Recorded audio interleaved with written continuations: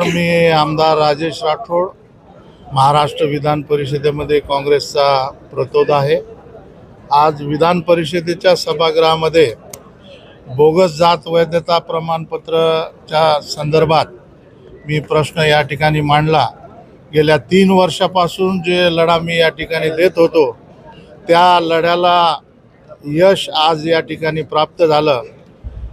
Bogus जातीचे प्रमाणपत्र घेऊन बुलढाणा जिल्ह्यातील 50 लाभार्थी ज्यांनी नोकरीमध्ये बंजारा समाजावर अतिक्रमण केलं आणि त्या ठिकाणी एक मोठं रॅकेट साखळी बुलढाणा जिल्ह्यामध्ये बोगस जात वैधता प्रमाणपत्राची चालते। विमुक्त जाती अचे प्रमाणपत्र देऊन बंजारा समाजाचं नुकसान करणाऱ्या त्या अधिकाऱ्यांच्या संदर्भात 3 वर्षापूर्वी पहिल्यांदा मी प्रश्न मांडला।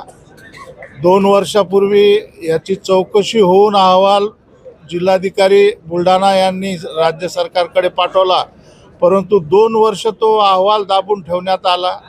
या अधिकाऱ्यांची साखळी एवढी मोठी आहे की वेळोवेळी लक्षवेधीचा प्रश्न किंवा इतर प्रश्न जर मांडले तर ते त्या ठिकाणी चुकीचे उत्तर देऊन शासनाच्या मार्फत राज्याची दिशाभूल करण्याचा प्रयोग 2 वर्ष झाला। परंतु आज मोठ्या संख्येने सतेज बंटी पाटील साहेब, अनिल परब साहेब आणि भाई जगताप, अभिजित वंजारी या सर्व सदस्यांनी मला त्या ठिकाणी मदत केली। मी राज्य सरकारला, मंत्री महोदय, सामाजिक न्याय यांना मागणी केली की आपल्याकडे अहवाल आलेला आहे, त्या अहवालामध्ये हे खोटे प्रमाणपत्र आढळलेत। 50 पैकी 48 खोटे आढळलेत आणि जे 2 झाले त्याची तर कथा एवढी मोठी आहे की त्या 2च्या बाबतीमध्ये चुका आढळल्या नाही, कारण ते चुकीचे प्रमाणपत्र, चुकीचे खोटे प्रमाणपत्र त्या ठिकाणी नव्हते। तर त्याच्या पलीकडे त्या 2ची मागणीच कोणी केलेली नव्हती। मागणी नसताना, ऑनलाईन अर्ज नसताना आणि प्रस्ताव नसताना देखील व्हॅलिडिटी त्या ठिकाणी देण्यात आलेली आहे। बुलढाणामध्ये हा प्रकार वारंवार चालतो। त्याचा फक्त एक भाग 50 प्रमाणपत्राचा त्या ठिकाणी आहे। संपूर्ण राज्यामध्ये बोगस जातीचे प्रमाणपत्र काढून विमुक्त जाती अवरती मोठा अन्याय त्या ठिकाणी होत आहे।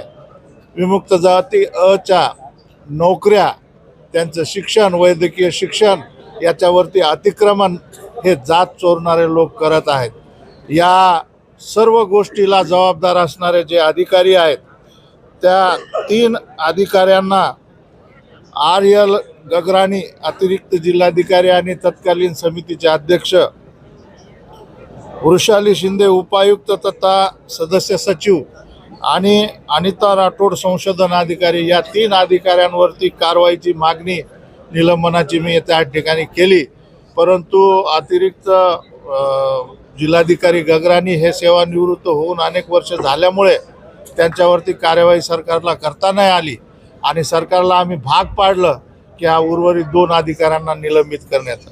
आज या 2 अधिकाऱ्यांना निलंबित करून आम्ही विधान परिषदेच्या सभागृहाच्या माध्यमातून हा संदेश देऊ इच्छितो की जे कोण अधिकारी भविष्यामध्ये खोटे जात वैधता प्रमाणपत्र, खोटे जात प्रमाणपत्र देतील त्यांचं देखील असाच हाल होईल आणि जे वंचित घटकाच्या आरक्षणावर गदा आणण्यासाठी प्रयत्न करतील त्या लोकांना त्यांचे जात वैधता प्रमाणपत्र रद्द करून वेळ प्रसंगी त्यांनी घेतलेला लाभ आणि वेतन वापस करण्याची नामुष्की त्यांच्यावर येईल आणि इथून पुढे हे रॅकेट करणारे, हे जात चोरणारे जे लोक आहेत त्यांना आळा बसेल अशी या ठिकाणी मला आज आशा वाटते।